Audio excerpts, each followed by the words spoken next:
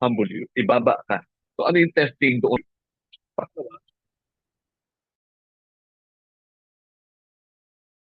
Testing you to know what was in your heart. Puso mo.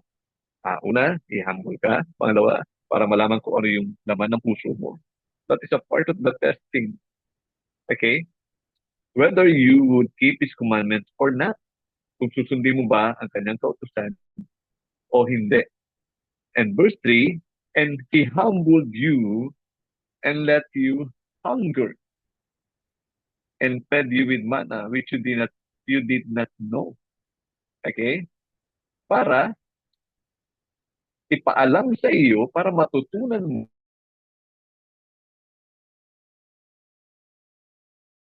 mo, that para maintindihan mo yung Matthew 4:4. Dito ho kinuha yun. Ha? Para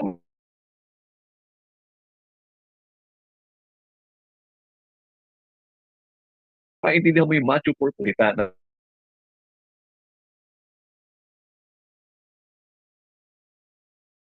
lumalabas sa bibig ng Diyos. That's a part of, okay, sabi sa verse 4, yung damit ninyo hindi naluluma, yung paa ninyo binanggit sa ibang sa part ni Joshua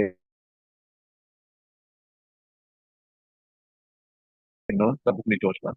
Yung kanilang mga chinelas.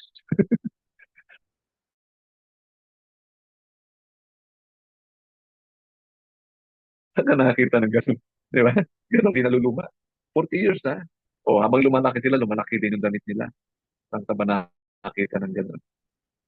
So, verse 5, know then in your heart that as a man discipline his son,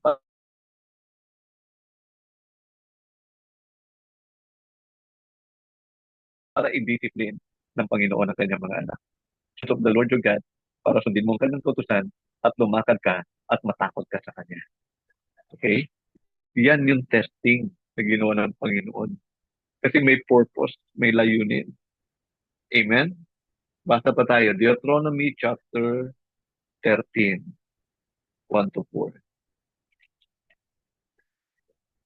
Deuteronomy 13, 1 to 4. Sino pong magbasa?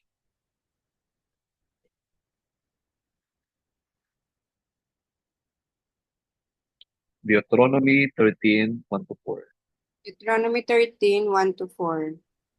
Kung sa inyo'y may lumitaw na propeta o nagbibigay ng kahulugan sa mga panaginip, at nagpakita siya ng kababalaghan o kaya'y nagkatotoo ang kanyang pahayag, subalit hinihikayat kayong sumamba sa mga Diyos-Diyosang hindi naman ninyo kilala, huwag kayong makikinig sa kanya. Pagsubok lamang iyon ni Yahweh sa inyo kung talagang iniibig ninyo siya ng buong puso't kaluluwa. Si Yahweh lamang ang inyong sundin. Matakot kayo sa kanya at sundin ninyo ang kanyang mga utos. Paglingkuran ninyo siya at mananatili kayong tapat sa kanya. Amen po. Mhm. Yan, di ba? So, pagsubok, anong pagsubok? Pag may dumating sa inyo yung propeta, at magsabi sa inyo, ito, ganito, ganito, tapos sumamba tayo sa Diyos-Diyosan, huwag niyong gagawin. Kasi sinusubok lang kayo. Okay? So, yan. You shall not listen to the word of the prophet or that dreamer of dreams, for the Lord your God is testing you to know whether you love the Lord your God with all your heart and with all your para malaman kung talagang mahal niyo ang Diyos, hindi kayo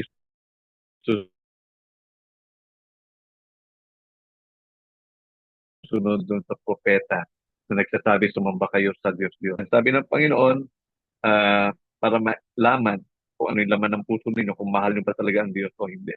Okay. Psalms 100, tingnan natin. Konti na lang po ha. Kaya pa ba magtiis? Alam nyo, dito makikita yung ano natin eh. Talagang mahal natin ang Panginoon. Okay. Psalms 105, 17 to 22. Psalms 105 by 17. Hanggang 7, 22 po. 22. Amen. Praise God. Sabi po dito, subalit, subalit ang Diyos sa unahan nila'y may sugong lalaki tulad ng alipin. Ibinenta nila ang batang si Jose. Mga paa nito'y nagdanas ng hirap ng maikadena. Pina, pinapagkuwintas ng kolar ng bakal, pati leeg niya. Hanggang sa dumating ang isang lalaki, hanggang, hanggang sa dumating ang isang sandali na siya'y subukin ni Yahweh, na siya'y nangakong siya'y tutubusin. Ang ginamit ng Diyos ay isang hari upang lumaya at pinalaya siya nitong haring ito na namamahala. Amen po tayo. Hanggang 22. Ay, 21. Doon sa palasyong tahanan ng hari, na tahar, tahanan ng hari, pinapamahala sa buong lupain si Jose, ginawa niyang katiwala. Siya sinunod ng mga prinsipe doon sa palasyo. Siya ang pag-asa ng mga matatanda, ng matanda ang gaway magpayo. Amen po. Okay, tingnan nyo. Alam niyo yung kwento na to. Si Joseph. He's the dreamer. Joseph the dreamer. So, pinadala ng Panginoon si Joseph doon sa Egypt with a purpose. Pinauna niya. Sabi dito, he sent a man ahead of them. Okay? Ahead of them. Tapos si Joseph,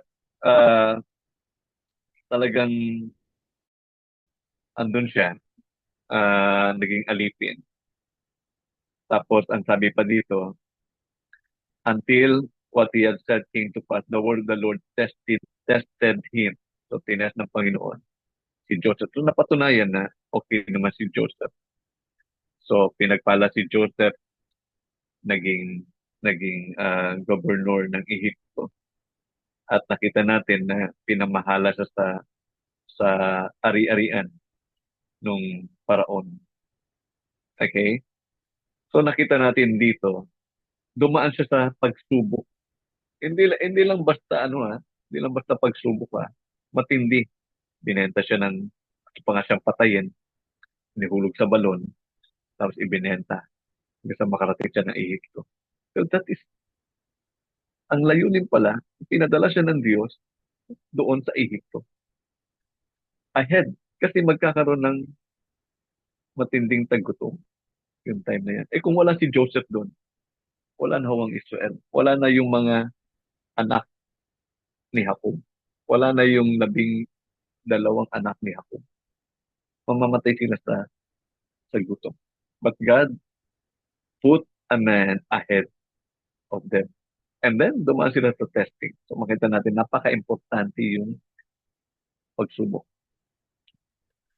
And para malaman ko na talaga yung laman ng puso natin. Okay, last verse natin. 1 Peter 1, 3-9. 1 Peter 1, 3-9.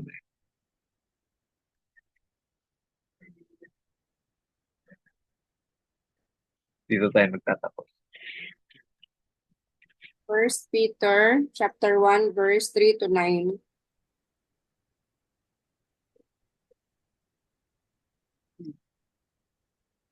Isang buhay na pag-asa. Pasalamatan natin ang Diyos at Ama ng ating Panginoong Kristo dahil sa laki ng habag niya sa atin, tayo binigyan niya ng isang panibagong buhay sa pamamagitan ng muling pagbuhay niya sa Kristo. Ito ang nagbigay sa atin ng isang buhay na pag-asa na magmamana tayo ng kayamanang di masisira, walang kapintasan at di kukupas na inihanda ng Diyos sa langit para sa inyo. Sa pamamagitan ng inyong pananampalataya, iniingatan kayo ng kapangyarihan ng Diyos habang hinihintay ninyo ang kaligtasang nakahandang ihayag sa katapusan ng panahon. 6. Ito'y dapat ninyong ikagalak kahit na maaaring magdanas muna kayo ng iba't ibang pagsubok sa loob ng maikling panahon.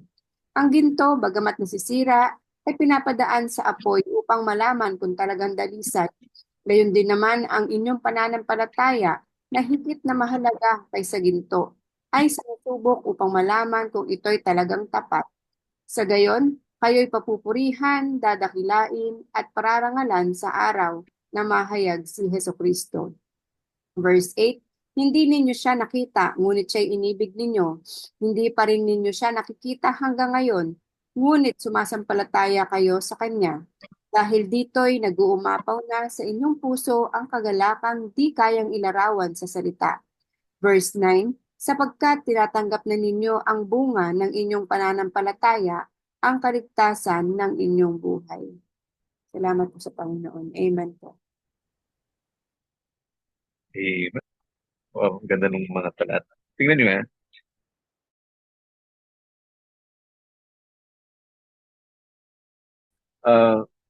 bakit kaya na in love? In verse 8,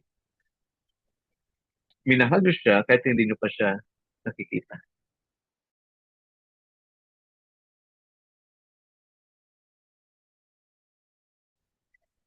Do you have not seen Him?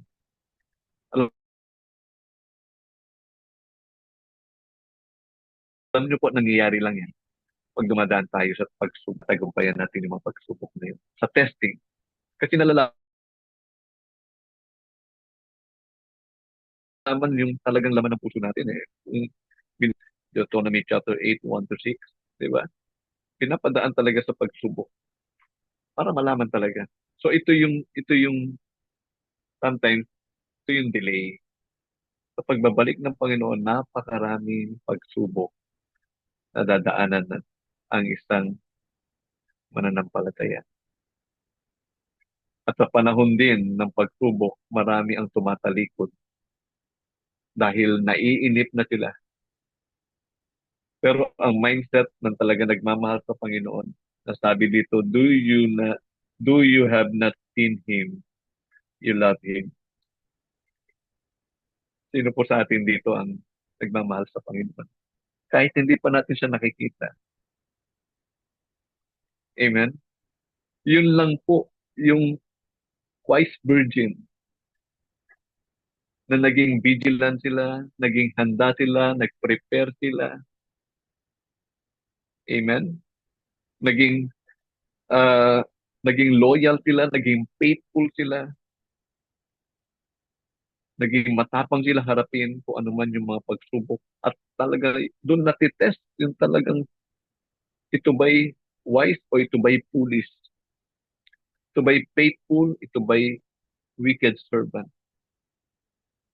Ito ba'y ready? Ito ba'y hindi ready? Amen? So, it is our encouragement to you. I'm encouraging you to always prepare, to always be watchful, to always be vigilant, to always faithful. Kahit ma-delay pa, kahit umabot pa ng 100 taon, pagbabalik ng Panginoon. The important thing is you always preparing for it. Sabi nga po ng isang mangaral, ang ang ang ating kaisipan dapat any moment of time darating ang Panginoon. Yun lang yung kaisipan mo. Any moment of time. Kasi pag yun ang kaisipan mo, hindi mo gagawin yung ginagawa ng masamang alipin. Na iniisip niya, matagal pa. Hindi pa darating ang Panginoon. Ganun na nasa isip niya. Dapat ang lagi mo nasa isip, pagising mo pa lang sa umaga, Lord, babalik ka na. So I'm prepared. May baon akong langis. Kahit madelay pa, Lord, sige lang. Naghihintay ako sa iyo. In love ako sa iyo, Panginoon. Do you have not seen Him? You love Him. Bakit nangyayari to? Because kahit dumaan ka sa various trials, matest yung iyong pananampalataya. Di ba? But you love Him. You will still be faithful with Him. Amen? Okay. Sige, mag-pray tayo. Panginoon, salamat sa iyong mga salita. Salamat po, Ama, na minsan pa ma-remind kami na lagi kami magpaon, Panginoon, ng langis sa aming ilawan, At meron pa kaming baon na iba, Panginoon. Because we are preparing for your second coming. Dahil alam namin, Panginoon, sa paghahandang ito, marami din ang nawawalan na ng kanilang pagtitiis. Maraming tumatalikod sa kanilang pananampalataya. Marami nang lalamig, Panginoon, at hindi nakakapasa doon sa mga pagsubok na nangyayari sa kanilang buhay. So dalangin ko po, Ama, na sa bawat isa sa amin na naririto, hayaan mo na maging kaya kami ng matalinong dalaga, Panginoon, 5 matalinong dalaga na nagbaon ng langit, iba pa yung nasa kanilang ilawan. Aming Ama, hayaan mo na maintindihan namin yung mensahe, Panginoon, ng katapatan, ng paghahanda, at pagiging in love sa iyo, Panginoon. Na kahit hindi pa namin nakikita, yet nananatili kami sa iyong pag-ibig. Salamat po, Ama. Nabalik ang kapurihan sa iyo. Sa pangalan ng Panginoong Yesus. Amen. Thank you very much.